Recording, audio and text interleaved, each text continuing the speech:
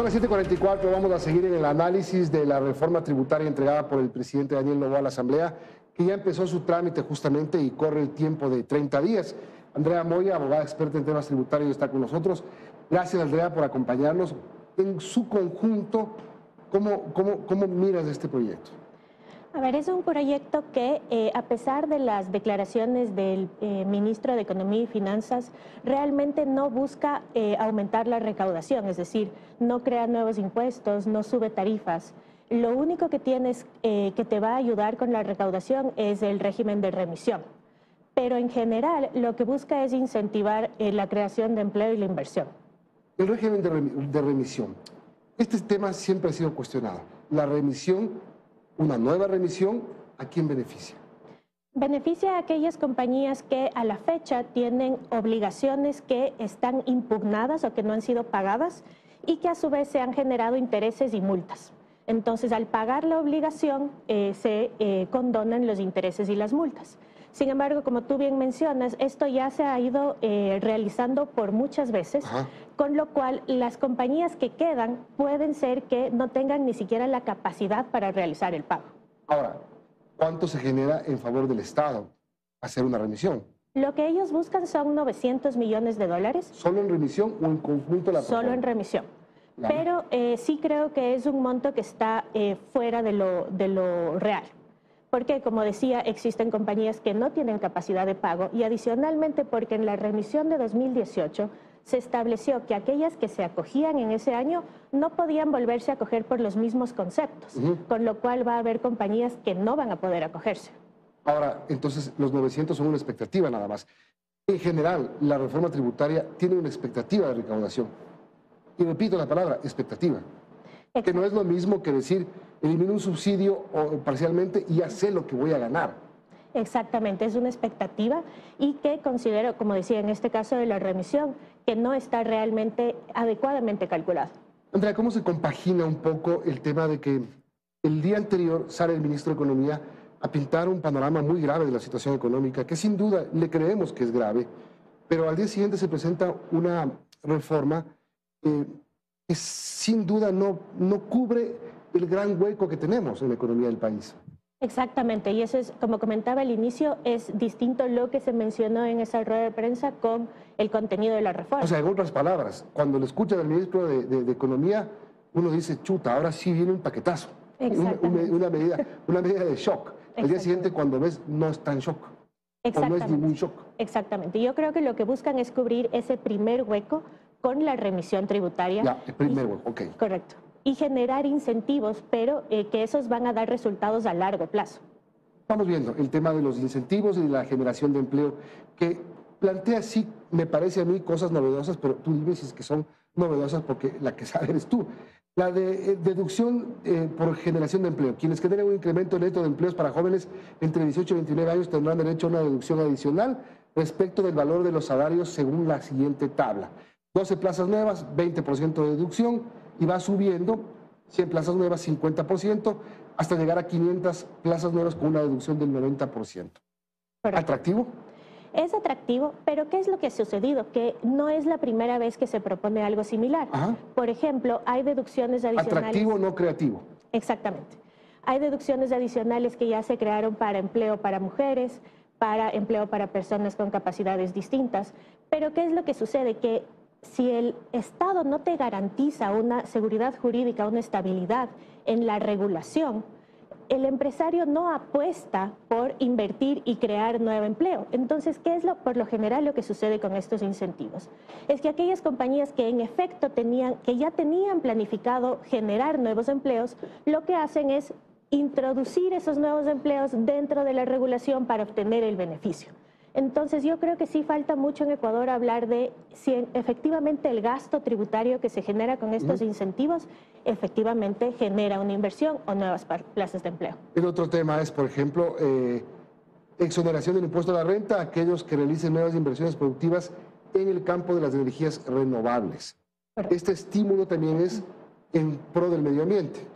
Correcto, y en pro de lo que necesitamos hoy, que son generación de energía. Ajá. Sin embargo, esto nuevamente es algo que se va a generar a largo plazo, es decir, una compañía que decida realizar una inversión en Ecuador no solamente lo hace por el incentivo tributario, lo hace porque se generan las garantías adecuadas para proteger su inversión, y esos pasos no ha dado Ecuador.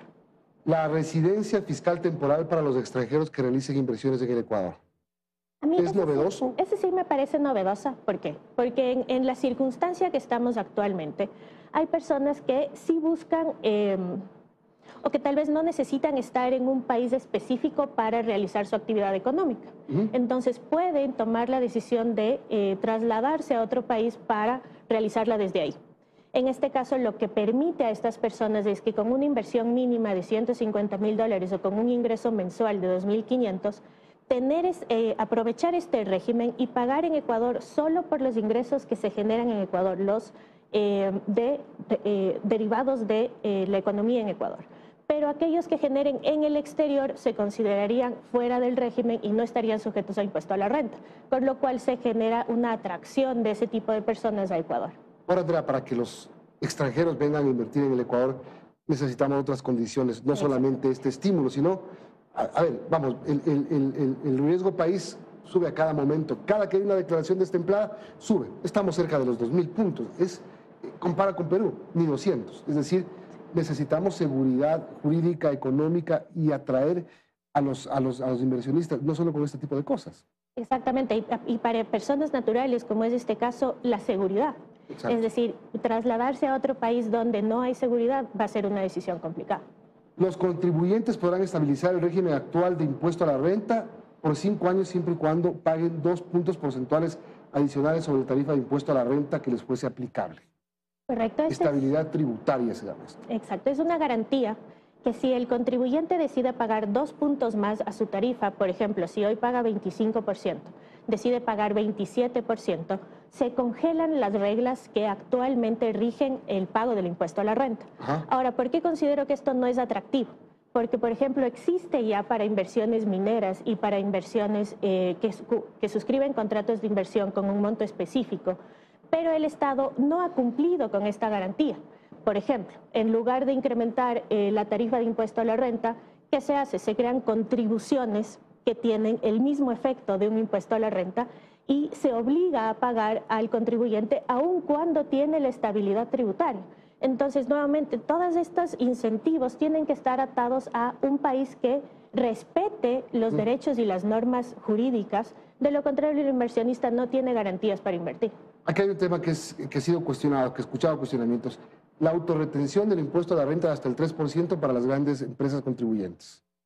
Correcto, ese es un tema de flujo, es decir, no incrementa tu recaudación porque al final del día el impuesto a la renta sigue siendo el mismo, pero mensualmente, si estás calificado como grande contribuyente, vas a tener que autorretenerte sobre el valor de tus ingresos un porcentaje, que todavía no está definido cómo se va a calcular. Se dice que es hasta el 3%, pero efectivamente va a estar establecido en el reglamento.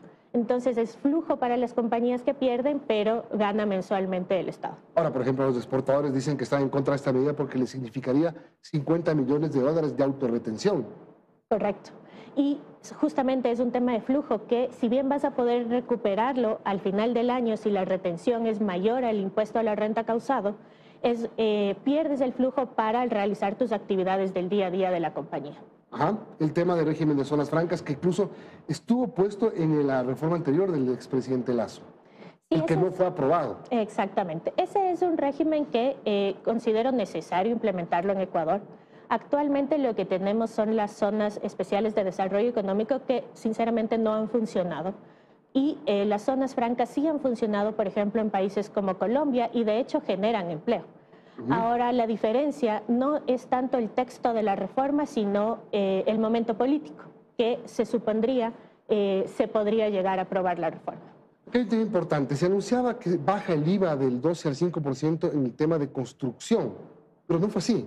Más bien se plantea la devolución del 100% del IVA generado. Sí, ¿Es así? Este es un tema que han venido solicitando el sector de la construcción desde hace bastante tiempo. Y yo creo que establecer en una reforma que considero se lo hizo en poco tiempo, hubiese sido muy difícil tener tarifas diferenciadas, la del 0, la del 5 en ese caso y la del 12. Hubieses tenido que cambiar muchísima regulación. En este caso, para simplificarlo, lo que se plantea es sigan pagando el 12% los constructores, pero si tienen un índice de impuestos sobre sus ingresos, tienen derecho a la devolución de ese IVA. ¿Y esto en cuánto ayuda al sector de la construcción? Sí les ayuda, ¿por qué? Porque actualmente el IVA que pagan en sus adquisiciones es un gasto. Ellos no lo pueden transferir al cliente final porque en la venta de inmuebles no hay IVA. Entonces eso va a ser un gasto para la compañía, que hoy tienen derecho a la devolución, con lo cual deberían reducirse los precios de las viviendas. Ahora, en todo este tema, ¿no era necesario incrementar impuestos? ¿No era necesario elevar IVA, por ejemplo, ya que hablamos de IVA? Totalmente. Esa es una discusión que yo creo se la debe tener en Ecuador, por ejemplo, como otra que es necesaria es la reforma del régimen laboral. Pero Ecuador es uno de los países de la región que menos paga en concepto de IVA. Entonces sí hubiese sido adecuado subir la tarifa. Es que una cosa es recaudar mejor y otra cosa es recaudar más. Correcto. Y recaudar más y mejor es mejor. Sí, pero es difícil. Es decir, la mejor forma de recaudar es establecer impuestos directos, los que gravan la renta o el patrimonio. Pero seguir incrementando el impuesto a la renta no es beneficioso para las inversiones. El impuesto al IVA es un impuesto indirecto, entonces no considera la capacidad contributiva de la persona que lo paga. Si una persona paga el 14% en la compra de un bien, es igual a una persona que tiene baja capacidad contributiva a una persona que tiene alta capacidad contributiva. Termino con esto. El SRI a inicios de noviembre presentó su cuadro de un incremento de 28% en la recaudación tributaria desde 2019, de 14.000 millones a 18.000, cifras cerradas. ¿Estamos recaudando mejor o es la reforma tributaria anterior? A ver, son las dos cosas. Son las dos cosas, pero sí deriva mucho de las contribuciones temporales. Desde Lenin y Lasso se han establecido contribuciones que terminan en este año, que aumentan evidentemente la recaudación. Eso ya no lo vas a tener en la propuesta del presidente Noboa, pero también sí se ha invertido por parte del Servicio de Rentas Internas en mejorar la recaudación con intercambio de información. Andrea, gracias por venir, por explicarnos de manera tan didáctica este tema tan importante. Gracias a ustedes. Andrea Moya es abogada experta en derecho tributario. Son las 7:56, tenemos que terminar la emisión de hoy. Liz. Con esto de aquí, Milton, amigos, estamos despidiendo. Ya vienen las noticias de la comunidad. Nos vemos el lunes en esta hora. Buenos días.